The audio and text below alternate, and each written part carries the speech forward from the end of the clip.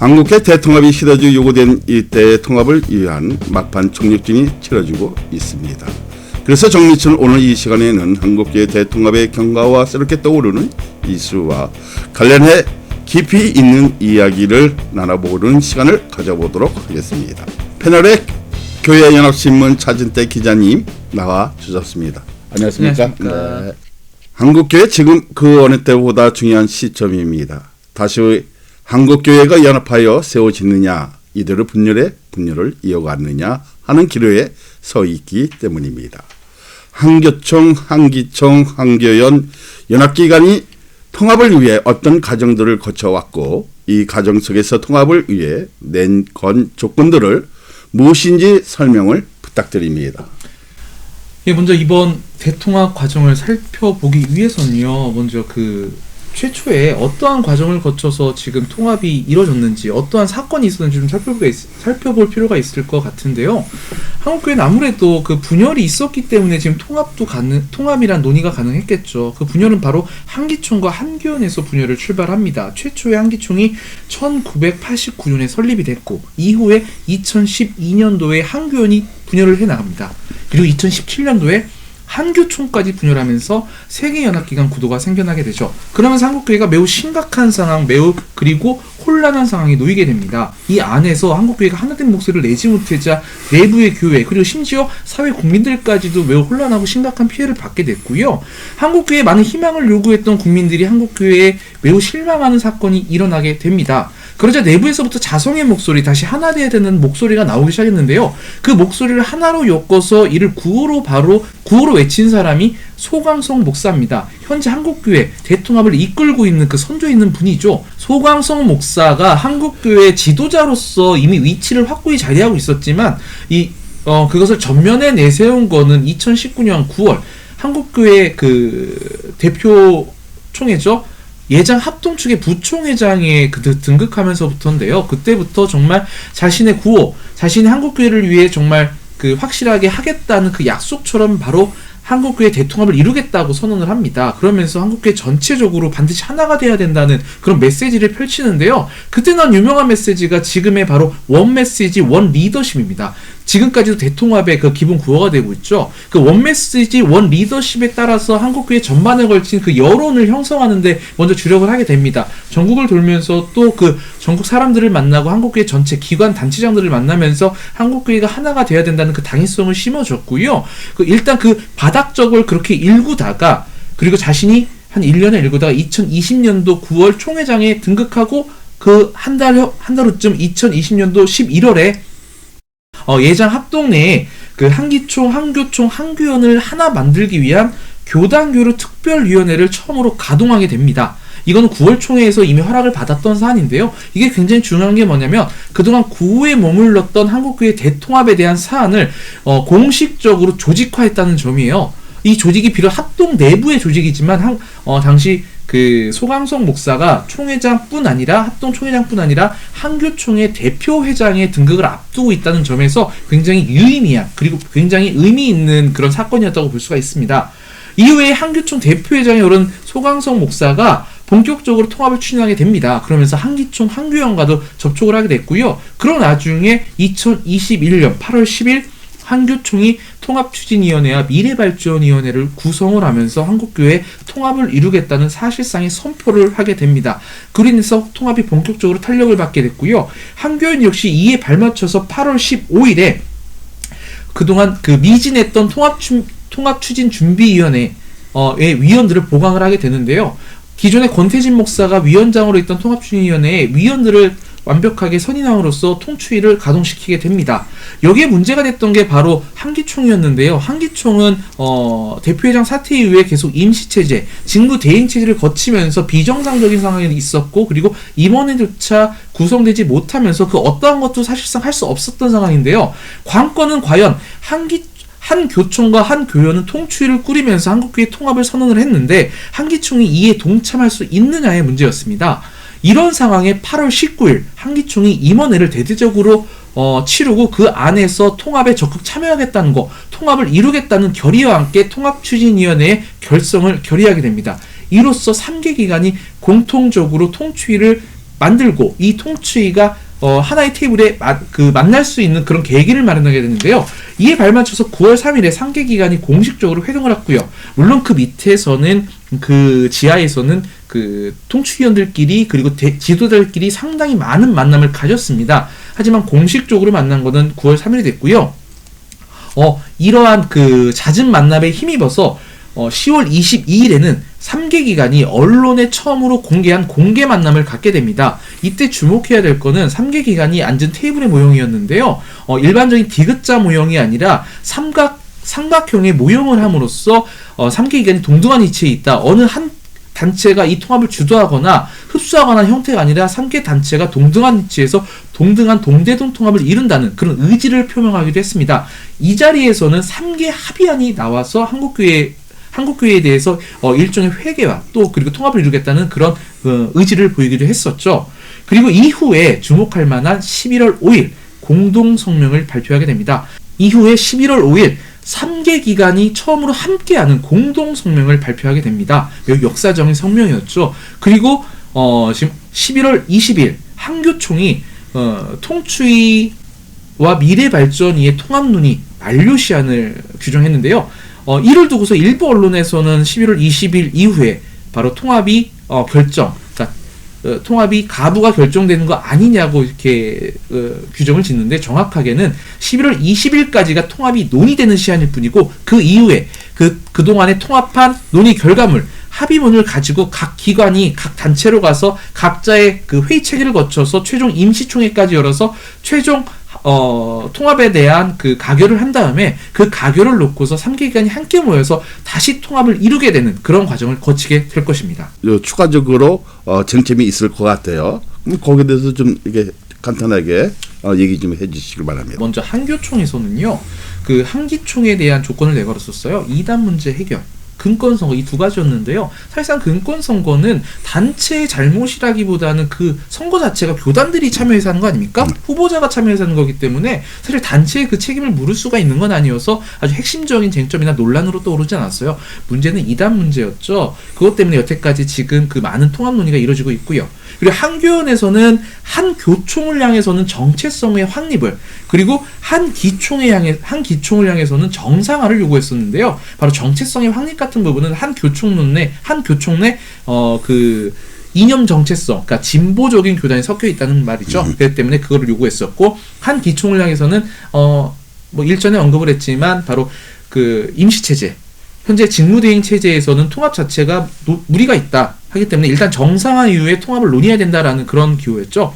한 기총은 애초에 사실 처음에 조건을 내걸지는 않았습니다. 그 선통합 후 조율 이걸 요구하면서 일단 통합을 이루고 후에 많은 조건들을 서로 이뤄나가자라고 했었는데, 통합이 오래 진행되면서 지난 그 3개 기관 공식 모임에서 처음으로 조건을 내걸었는데요.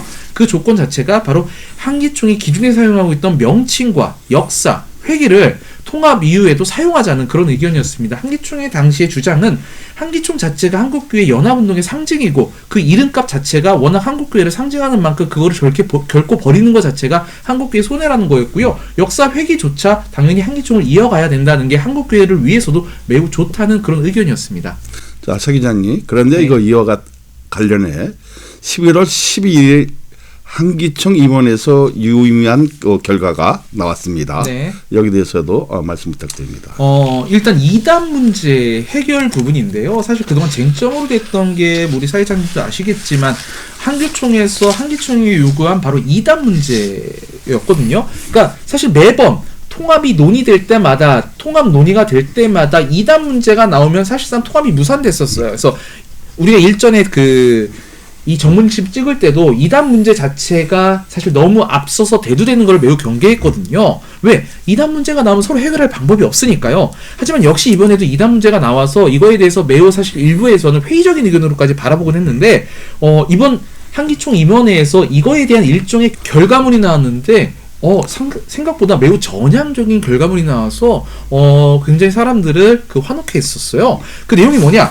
바로 한기총의 7개 교단 정도를 지목을 해서 이거에 대한 문제 해결을 요구했는데 한기총에서 그 결과를 들고 나온 거예요. 한기총에서 지목한 7교단 중에 4교단에 대해, 그러니까 총 조사를 했는데 4교단에 대해서는 문제가 없거나 현재 그 문제가 해결된 것을 확인을 했고요. 문제가 된 게 3개 교단이었는데 3개 교단에 대해서는 뭐 일단 한기총이 자기 회원이기 때문에 그것에 대해서 이단이다. 그거를 판명한 게 아니라 가입 과정에서 검증 절차가 다소 미비해서 이걸 확인해야 된다는 결론을 내렸던 거예요. 그래서 이들 자체에 대해서는 재확인을 하거나 이거에 대해서는 좀 문제가 있다라고 좀 결론을 내렸기 때문에 조치를 했어야 됐는데, 그렇다고 해서 현재 회원으로 활동하고 있는 자기의 회원을 한교총의 요구에 따라서 함부로 그걸 뭐 제명하거나 그럴 수 있는 노릇은 아니잖아요. 자기 회원에 대한 보호도 충분히 필요한 상황인데, 그래서 그게 상당히 옆에서 볼 때는 그게 한기총의 딜레마일 것이다라고 생각했는데, 이거를 김현성 대표가 매우 영리하게 풀어나갔어요. 바로 한기총이 일방적으로 제명하거나 행정보류를 하는 게 아니라 문제가 된 3개 교단 스스로 행정보류를 하게끔 이끌어낸 건데요. 당연히 쉬운 게 아니죠. 이걸 위해서 김현성 대표가 일일이 그 3개 교단 단체 대표를 만나서 설득하는 작업을 거쳤고요. 한국교회 대통합을 위해서, 한국교회 하나됨을 위해서 일정 부분 이런 부분에 대한 좀 양해를 구하고 하나됨을 구하고 궁극적으로 더 좋은 결과를 낼 수 있도록 노력하겠다는 그런 약속까지 받아가면서 그들 스스로가 한기총의 행정보류안을 제출을 했습니다. 지난 임원회에서는 바로 그 행정보류안을 가결을 해서 결국 한국교회 한기총 자체가 한교총에서 요구한 이단 문제에 대해서 어느 정도의 진전을 보였고, 또 한교총이 이 이단 문제에 있어서 이게 해결됐다는 그런 어느 정도 명분을 제공해줬다고 볼 수가 있겠죠. 자, 차 기자님. 네. 자, 그러면 상교회담의 단체가 이후에는 처리는 어떻게 되어질 것 같습니까? 일단은 통합을 전제로 하는 건데요. 통합 이후에 이들에 대한 처리를 사실 기존의 양 단체 혹은 3개 단체가 함께 모여서 이들에 대한 처리 방안을 논의하자는 겁니다. 사실 처리라기보다는 새롭게 심사를 하자는 건데요. 내부에서는 일단 구인 심사위원회를 구성해서 그 심사위에서 이들 단체, 이들 교단에 대해서 신학적인 문제나 이런 부분을 다시 검증하자는 취지예요. 그러니까 이것 자체가 기존의 신학 연구나 그리고 기존의 한국에서 해왔던 방식대로가 아니라 정말 누구나 공감할 만한 공신력 있는 그런 위원들이나 신학자들이 참여한 상태에서 이들의 심사를 한번 해보자는 거거든요. 그래서 사실 이들 입장에서도 그게 반가운 게, 기존에 했던 방식을 그대로 답습하면 똑같은 결과가 나오겠지만 정말 신학자들, 한국교회가 모두 인정할 만한 목회자나 신학자들이 참여해서 매우 객관적인 판결을 받아보자는 그런 의미이기 때문에 이들 역시 사실 그렇기 때문에 행정보류 자체를 동의한 걸로 알고 있어요. 그래서 구인위원회, 그러니까 모든 현재 나눠진 상황에서 한교총, 한교연 등이 참여하는 그런 구인위원회가 꾸려져서 이들이 함께 3개 기관 단체에 대한 논의를 펼친다. 그 논의를 가지고 최종 아마 거치를 결정하게 될 것이다. 현재까지는 그런 상황입니다. 자, 이것만 두고 보면 통합을 위해 조각이 어느 정도 맞춰진 것 같은데, WCC 문제가 갑자기 튀어났습니다. 자, 이를 두고 일부 언론에서 통합 사실상 무산이라고 표현까지 썼습니다.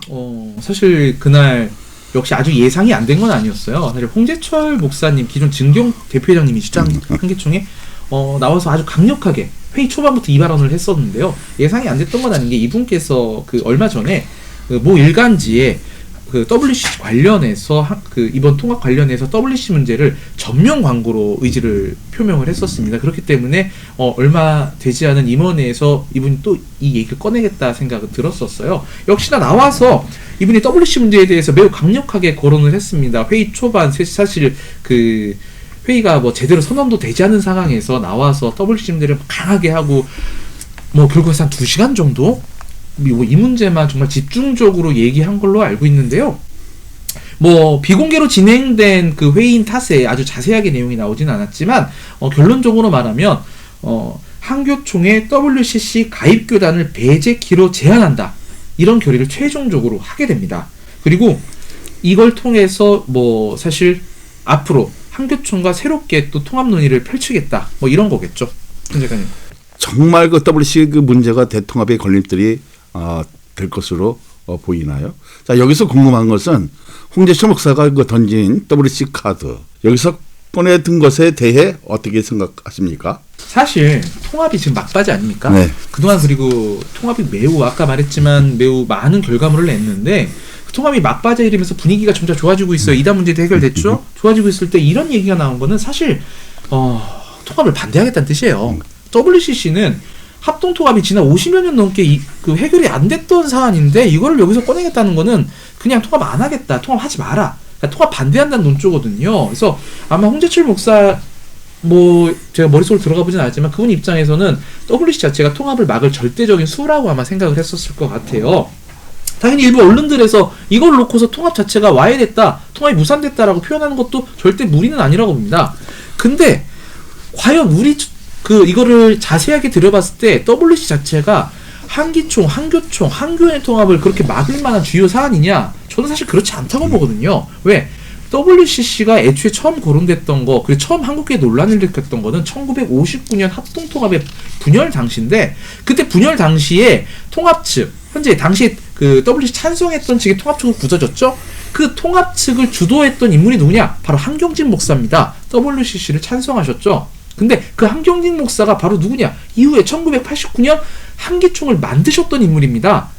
지금도 한기총의 연영에 들어가 보면 설립준비위원장에 바로 한경진 목사가 있어요. 자, 한경진 목사만 한 게 아니라 통합과 합동 자체가 한기총의 설립을 주도합니다. 당연히 그 통합과 합동이 WCC로 인해서 나눠져서 서로 반목만 하고 있으니까 한기총 그 연합운동을 통해서 다시 하나 되자는 거죠. 연합운동 자체가 사실 취지를 놓고 보면은 어느 날 갑자기 튀어나온 게 아니라 한국교회가 하도 분열을 하고 많은 교단이 생겨나니까 하나된 힘을 위해서 교단 분열의 치욕적으로 등장을 했단 말이에요. 당연히 교단 분열의 치욕적으로 등장하는데 그 안에 조건이 많을수록 불리하겠죠. 그래서 최소한의 조건을 내건 게 바로 한기총이었습니다. 당연히 설립준비위원장에 한경진 목사가 있는데 WCC를 반대하거나 반대할 이유는 없겠죠. 물론 찬성한다고 넣지도 않았습니다. 왜? 합동의 정서를 고려했을 때 찬성한다고 넣을 수도 없으니까요. WCC 문제 자체가 한기총 자체 내부에 아예 없었다고 봐도 될 상황이었습니다. 그 이후에 김기수 목사님이라든가 이강순 목사님 등 통합 측의 주요 인물들도 한기총의 대표회장을 역임했을 만큼 통합 측이 매우 활발히 참여를 했고요. 한기총은 그렇게 흘러왔어요. 문제는 2012년도에 한교연이 분열을 하면서 통합 측이 한교연으로 넘어갔다 상황입니다. 통합 측이 넘어가자 한기총 자체가 매우 내부적으로 보수적인 색채를 갖게 됐겠죠. 그리고 그 와중에 대표회장이 된 게 바로 홍재철 목사님이셨어요. 근데 여기서 또 한 발 더 나아가서 또 공교롭게도 그 시즌쯤에 2014년도에 WCC 부산총회가 열리게 되는데 한국교회가 WCC 부산총회로 다시금 그 WCC 문제를 정면에 대두되게 됩니다. 사실 한기총의 등장은 WCC 문제가 한국교회 내부로부터 소강시키는 매우 계기가 됐는데요. WCC 부산총회가 나오면서 다시 한국교회가 WCC 그 광풍에 휘말리게 된 거예요. 찬성과 반대로 완전한 그 1대1의 대립을 하게 됩니다. 그리고 그 반대쪽에 수장으로 있던 분이 바로 홍재철 목사였어요. 홍재철 목사가 반대대책위원장까지 역임하게 됐을 겁니다. 근데 그 홍재철 목사가 단순히 WCC를 부산총회 반대 기지로만 썼냐? 아니죠. 반 WCC 자체를 바로 자신이 대표회장으로 있는 한기총의 정체성의 이념으로 드러놓게 됩니다. 자, 아까도 언급했지만 한기총은 WCC를 반대한 적이 없지만 바로 홍재철 목사로 인해서 2014년도에 갑자기 반대를 하게 된 거예요. 자, 그렇다고 보면은 이날 홍재철 목사가 한기총은 WCC를 반대했다, 한기총의 정체성은 바로 WCC 반대에 있다, 반 WCC라고 말한 거는 엄밀히 말하면 본인이 2013년도에 드러났다는 거예요. 그런 의미에서 볼 때 우리가 원래 돌아가고자 하는 한기총, 그러니까 한기총, 하나의 한국교회, 하나의 연합기관은 사실 WCC 찬성과 반대가 전혀 관련이 없는 그러한 때라는 거예요. 2012년 2년이겠죠. 자, 우리가 돌아가고자 하는 한국교회가 WCC와 관련이 없는데 과연 우리가 지금 WCC로 인해서 한국교회가 하나가 되느냐 마느냐, 연합기관 통합을 주저해야 될 이유가 될까요? 저는 그게 아니라고 본다는 거죠. 자, 여기 하나 더 굳이 보태자고 하자면은 이날 제가 아까 말했죠, 한기총의 정확한 결의 내용, 한교총의 WCC 가입 교단을 배제키로 제한한다, 제가 이랬는데요. 단순히 배제해야 된다는 게 무조건적인 조건은 아니었다는 거예요. 제한한다예요. 남은 기간 얼마 안 됐는데 사실 결의 내용만 보면은 한기총이 한교총의 WCC 가입 교단을 배제해주세요라고 제안만 하면은 사실 그 결의는 이루어지는 거예요. 그런 의미에서 볼 때 사실 이날 WCC 문제가 물론 그 언론들이 이렇게 무산이라는 표현을 쓸 만큼 매우 중대한 사안은 맞지만 사실 통합에 그렇게 저해할 만큼 그렇게 결정적 요인도 아니다. 저는 그렇게 판단을 합니다. 자, 지금까지 그 상황을 봤을 때 한국계 연합 이번 기회에 가능하다고 보입니까? 현재까지 상황으로는 당연히 가능하다고 보입니다. 일부 언론에서 이미 무산이라는 표현까지 썼다지만 사실 내부에서 이걸 직접적으로 지켜보고 있는 상황, 그리고 실제 이단 문제, 절대 해결될 것 같지 않은 그 이단 문제가 이 정도의 진전을 이뤘다는 것은 지난 한국교회 분열사 연합 논의에서 절대 볼 수 없던 상황이거든요. 이것만 보더라도 이번 한국교회 대통합은 충분히 가능성이 있고 그 어느 때보다 많은 진전을 보였다. 이 정도의 진전을 보였는데 이걸 굳이 회의적으로 바라보고 무산이라고 바랄 필요가 있을까요? 전 절대 아니라고 보거든요. 자, 여기에 우리가 지금 무엇을 생각해야 되느냐? 바로 아까 언급한 지난 11월 5일에 나온 그 한기총, 한교연, 한교총의 공동성명입니다. 사실 이 공동성명 자체가 왜 의미가 있냐면은 지난 한국교회 10여 년의 분열 동안 처음으로 이런 공동의 입장을 냈다는 거예요. 한 목소리를 냈다는 거예요. 자, 이런 한 목소리를 낼 수 있다는 것이 과연 어떻게 가능했느냐? 이 세 개 기관이 논의를 펼쳤기 때문에 가능했고 함께 대화를 했기 때문에 가능합니다. 대통합을 펼쳤기 때문에 그 시도를 했기 때문에 가능하다는 거예요. 아무것도 하지 않았으면 공동성명을 내지 못했을 겁니다. 이 공동성명 자체가 이 시기에 왜 중요하냐? 당시 10월 28일에 문재인 대통령이 자기의 참모들을 모아놓고 포괄적 차별금지법을 이제는 검토하라는 지시를 냈다는 일간지 보도가 나오기 시작을 합니다. 자, 문재인 대통령은 앞서 지난 대통령 선거 후보 시절에 자기는 동성애를 반대한다는 말을 한 적이 있었어요. 그렇기 때문에 사실 그 이후에 한국교회를 의식해서인지 동성애, 포괄적 차별금지법에 대해서 별말을 하지 않으셨거든요. 하지만 지금 임기 말이 돼서 그런지 갑자기 포괄적 차별금지법을 마치 빨리 제정하라는 식의 그런 독려하듯이 빨리 검토하라는 말을 했단 말이에요. 현재 어떤 상황입니까? 한국교회가 포괄적 차별금지법, 평등법, 제2평등법, 제3평등법, 건강가정기본법 개정안, 동성은 어떻게든 통과시키려는 일부 국회의원들을 간신히 막고 있는 상황이에요. 문턱을 넘어가고 있는데 우리가 발목을 잡고 있어요. 절대 못 넘게 발목을 잡고 간신히 버티고 있는데 여기에 힘을 문재인 대통령이 보태겠다라는 그런 언론 보도가 나온 겁니다. 한국교회 발동이 불이 떨어졌습니까? 안 떨어졌습니까? 당연히 떨어졌죠. 자, 이거 어떻게 해결해야 돼요? 이거 한국교회가 이렇게 나눠줬는데 이거 우리가 어떻게 막아야 됩니까? 절대 막지 못할 수도 있어요. 하지만 이런 때 한기총, 한교연, 한교총이 하나의 목소리를 냈다는 겁니다. 자, 이 하나의 목소리를 냈다는 게 뭐냐면 그동안 분열돼 있을 때는 정부가 한쪽 목소리만 듣고서 괜히 자기를 반대하는 목소리 듣지 않았어요. 자기를 지지하는 목소리만 굳이 가서 들은 다음에 한국교회 역시 반대하지 않는다. 이런 식으로 대응해왔단 말이에요. 그렇기 때문에 그들에게 한국교회 전체가 반대한다는 하나의 목소리를 들려줬다는 게 중요한 겁니다. 비록 아직 한국교회 통합이 완성되진 않았어요. 하지만 워낙 사안이 시급하다 보니까 지금 한국교회가 하나된 목소리 공동성명을 통해서 보여줬다는 거예요. 그리고 이건 앞서 말했지만 대통합 논의가 진전이 되고 이게 시도라도 됐기 때문에 가능했다는 거죠. 그런 의미에서 이번 공동성명 어찌됐든 무엇이 됐든 한국교회 대통합의 매우 중요한 결과물이라고 저는 생각하고 있습니다. 사실 그 한국교회 그 연합은 그 시대적 요구입니다. 네. 자, 그동안에도 그 연합의 그 당위성이 있었지만 막상 시간도 물질도 모든 것을 내려놓으며 앞장서는 사람이 없었습니다. 자, 그런데 지금은 자신을 위해 모두 희생하고 연합을 위해서라면 무엇이든지 다 내려놓고 다 쏟아내겠다는 사람이 있습니다. 박상을 다 차려놨는데 왜 이렇게 연합이 어려운 것일까요?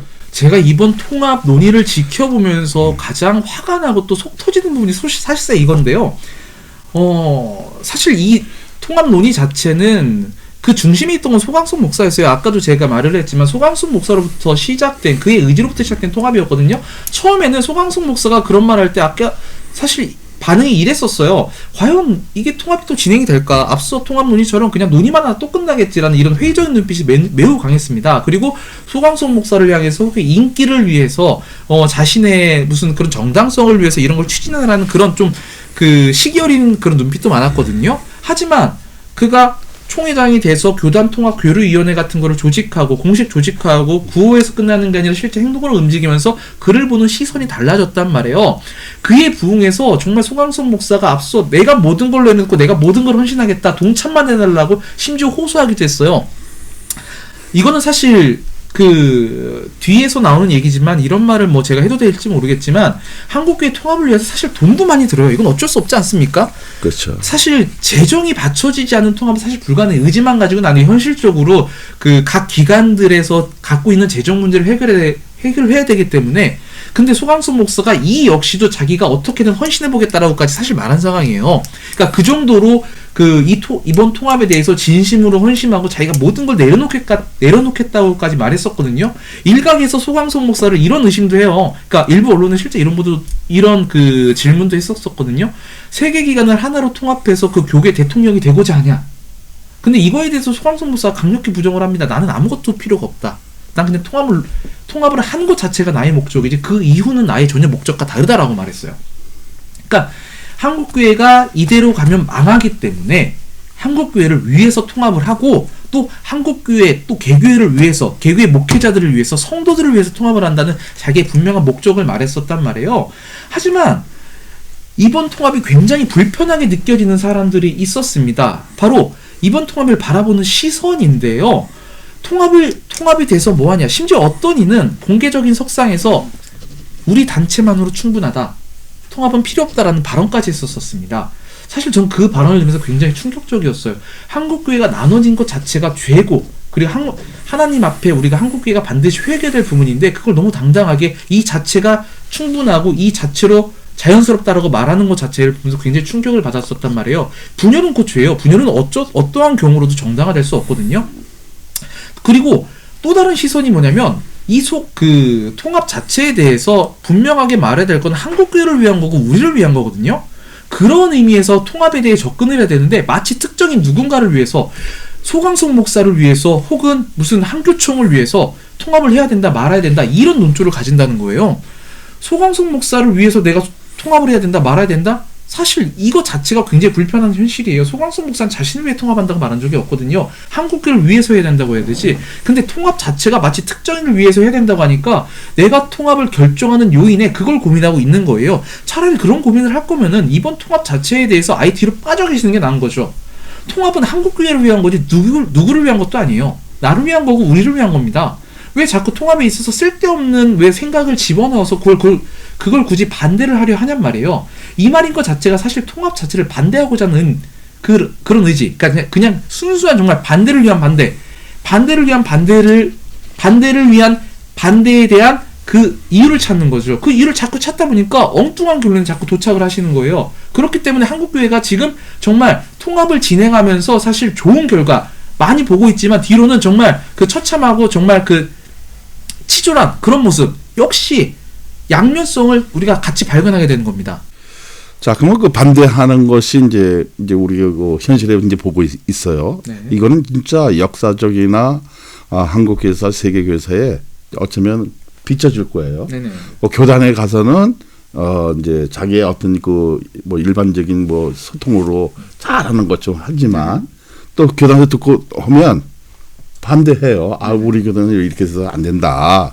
진정한 그 마음의 눈을 가지고 보면 역사는 분명히 이렇게 심판한다는 거죠. 자, 자기가 반대했던 이유. 그러면 왜 그때 지금은 뭐 이렇게 시간이 흘러갈지는 모르겠지만 나중에 한국교회사에 뭐 저기 세계교회사에 남겨져요. 이런 일들이. 그럼요. 그러면 사람들이 그럽니다. 충분히 이게 다 내려놓고 할 수 있는데 당신은 왜 그때 안 했어? 그러면 이게 역사적 심판이 될 수 있다는 거죠. 사실 네. 그 애초에 통합 논의가 나오고 통합이 된다고 했을 때부터 아무것도 나오지 않았는데 반대부터 했던 언론들도 있어요. 그러니까 사실 통합 자체를 한국교회를 위해서라면 일단 이걸 매우 긍정적으로 바라봐줘야죠. 그리고 이런 표현을 해도 될지 모르겠지만 아까 사실은 잠깐 말했지만 소강섭 목사라는 사람은 진짜 어느 순간 봤을 때 저 사람은 정말 한국교회 통합을 위해 미친 사람 같이 느껴질 미쳐 있어 지금요. 지금도 미쳐 있죠. 그분은. 근데 반대로 말하면 전 이렇게 미친 사람이 나왔을 때 반드시 해줘야 된다고 봐요. 그렇죠. 내가 모든 걸 다 해주겠다라고 나온 사람이 있었을 때 해줘야 된다고 봐요. 왜냐면 한국교회가 그동안 10년 동안 이렇게 분열이 됐을 때 이 정도로까지 의지를 갖고 있었던 사람이 없었거든요. 그러니까 소강섭 목사를 너무 대단하게 본다기보다는 소강섭 목사라는 사람 스스로 자체가 내가 매개가 됐다고 자기가 말한 거거든요. 통합을 위해서 내가 발판이 되겠다. 나를 밟고 통합을 해라. 내가 매개가 될 테니까. 그럼 그때 우리가 차라리 소강섭 목사를 딛고 그의 어깨를 딛고 머리를 딛고서라도 통합을 뛰어 올라서 따내야 될 거 아닙니까? 그러니까 누군가 이렇게 제공할 때 해줘야 됩니다. 저는 그렇게 봐요. 근데 자기만 그 잘난 척 이게 뭐 한다는 그 사람들의 그 저기 다 잠을 재우고 정말 합당을 위해서 그럼요. 예, 우리가 서로 협치해야지. 근데 예, 예. 이게 모든 분들이 그렇게 회의적이었던 건 아니에요. 그러니까 송하성 목사가 이렇게 앞서서 하고 하니까 나중에는 진짜 함께 이 대통합을 위해서 동조하고 오히려 송하성 목사 못지않게 앞장서서 통합을 위해 노력한 분들도 굉장히 많아요. 함께 이 통합에 참여하고 그리고 누구의 통합이 아니라 한국교회 전체를 위한 통합이 되는 모두의 성과가 되는 좀 그렇게 하기 위해서 이 통합을 이끌고 있거든요. 전 그렇기 때문에 이 통합이 정말 저는 소강성 목사만의 결과물이라도 절대 생각하지 않고요. 모두가 노력한 결과 그리고 한국교회 전체를 위한 그런 통합 좀 될 거라고 생각을 합니다. 이게 미쳐 있으니까. 그럼요. 예. 그러니까 미쳐 있어요. 만약 이게 안 되어진다면 이 반세기가 그럼요. 힘들 것 같아요. 연합이란 밥상을 엎어버린다는 면 혹은 함께 연합에 힘쓰기보다 이를 예면한다면 빌라도보다 더 큰 역사적 책임을 교회는 묻지 않을까 생각하게 되어지는데요. 사실 통합을 실패할 때를 한번 생각을 해봐야 될 것 같아요. 아까도 말했지만 지난 10년간 정말 한국교회가 분열하면서 수많은 피해를 보지 않았습니까? 개교회들 많이 힘들었어요. 그러니까 그러니까 분열을 일으킨 건 사실 한국교회 지도자들이었죠. 하지만 그 피해를 보고 있는 거는 개교회 목회자들이고 개교회 성도들이었단 말이에요. 그런 의미에서 볼 때 이번 통합 자체를 바라보는 개교회 목회자들이나 성도들의 기대는 매우 큽니다. 하지만 아이러니하게도 통합 자체도 분열을 일으켰던 지도자들의 손에 의해서 그들의 몫으로 또 남겨지게 됐단 말이에요. 그럼 이들이 과연 과거의 잘못을 또다시 답습하느냐 아니면 그 아래로부터의 염원을 받아들여서 정말 통합을 이루느냐 이러한 그 기로에 있는데요. 통합을 실패했을 때 과연 이들이 그 후폭풍을 어떻게 감당할 수 있을까요? 이렇게 통합을 원하고 많은 사람들이 통합에 대해 기대를 하고 있는데요. 가장 실패했을 때 생각할 수 있는 거는 여태까지는 통합에 대해서 사실 매우 쉬쉬하고 그 세부적인 내용에 대해서 서로 공개하지 않았거든요. 왜? 통합 자체가 이후에 다른 방향으로 정말 전개되지 않고 정말 올곧게 한 방향으로만 나아가기 위해서 정말 최대한 그 말을 아꼈습니다. 하지만 우리의 경험상 통합이 실패했을 때 그 내부적인 얘기는 반드시 공개될 것이고요. 우리 언론들에 의해서 또 일반들에게 알려질 것입니다. 그럼 그렇게 했을 때 언론들로 하여금 이번 통합을 누가 반대했냐, 어떤 교단이 반대했냐, 누가 주도적으로 이를 망쳤느냐에 대해서 이게 공개됐을 때 그들은 그걸 어떻게 감당할 거냐는 거죠. 그 통합을 반대한 거 그 자체가 역사의 죄인으로 남을 건데 왜 이번 역사는 이 통합을 기대하고 있고 사람들은 이 통합의 역사가 새로 쓰여지길 바라는데 이걸 망친 원흉 정말 우리 한국 기독교 역사의 원흉으로 기록될 것이 뻔한데 자 과연 그들이 그걸 어떻게 감당할까요? 자 반드시 이거 명단 노출됩니다. 통합이 되면 한국교회사, 세계교회사 역사적으로 길이 네. 아주 그냥 남아 있을 것입니다. 예. 그리고 아주 후손들에게 아주 대영광이고 하나님께 영광이고 다 모든 여기 한국교회에게 영광이 될 것 같아요. 자 그런데 또한 시기적으로 대선을 앞두고 한국교회 연합 한 목소리를 내는 것은 너무 중요합니다. 네. 자 그동안 연합의 단위성을 수없이 이야기했지만 다시 한번 짚어주시길 바랍니다. 대선 자체가 한국교회와 직접적인 관련이 있다 없다를 대놓고 말하기는 그렇지만 사실상 없다고도 볼 수 없어요. 왜? 당장 우리가 지금 심각하게 생각하는 포괄적 차별금지법이나 평등법 그리고 건강가정기준법 개정안 그리고 사립학교법이나 이게 사실 어느 정권이 맞느냐에 대해서 굉장히 영향을 받을 수 있거든요. 우리가 대선 자체에서 누구를 지지하거나 특정 후보를 일방적으로 밀진 않지만 어쨌든 대선 자체에 영향을 받을 수 있다는 거예요. 하지만 중요한 건 우리는 어느 정권이 들어서든 우리 한국교회가 어떻게 대처를 하고 우리 한국교회 보호를 위해서 완벽한 우리의 방어막을 구축할 수 있느냐인데 이건 바로 통합에 달려있다는 거죠. 근데 그 통합을 하지 못해서 우리가 대선 결과에 따라서 한국교회가 피해를 입을 때 그 통합에 대한 아쉬움 그거는 그 분노로 연결될 거란 말이에요. 그 분노를 누가 감당할 거냐는 거죠. 그 분노는 분명히 통합을 망친 사람이 감당을 해야 돼요. 자 그리고 한국교회 연합은 한국교회 존폐와도 사실 관련이 높습니다. 통합 자체가 통합하지 않아도 한국교회는 분명히 존재는 해요. 하지만 그 존재 가치가 과연 얼마나 크겠습니까? 연합운동은 사실 연합운동 자체는 교단을 300개로 분열시킨 한국교회의 지난 시간에 대한 바로 회개와도 같습니다. 한국교회는 300개를 분열하면서 교단이 300개로 분열되는 전 세계 유례와도 없는 그런 분열을 경험했어요. 그 분열 자체는 한국교회의 죄죠. 연합운동은 우리가 그동안 분열한 죄에 대한 우리가 회개를 하면서 한국교회가 다시 하나됨으로 나아가겠다는 하나님과의 약속이었거든요. 근데 그 연합운동이 다시 분열됐습니다. 자, 하나님께 우리가 나아가겠다는 약속을 했는데 그 연합운동, 그 약속을 다시 우리가 부정했어요. 다시 분열했어요. 그렇다고 하면 우리가 어떠한 죄를, 얼마나 더 죄를 짓고 있다는 겁니까? 그 죄를 다시 한번 우리가 그 새로운 출발점 위에서 회개하고 나아가겠다는 게 바로 이번 대통합의 쟁점이고 그 목표입니다.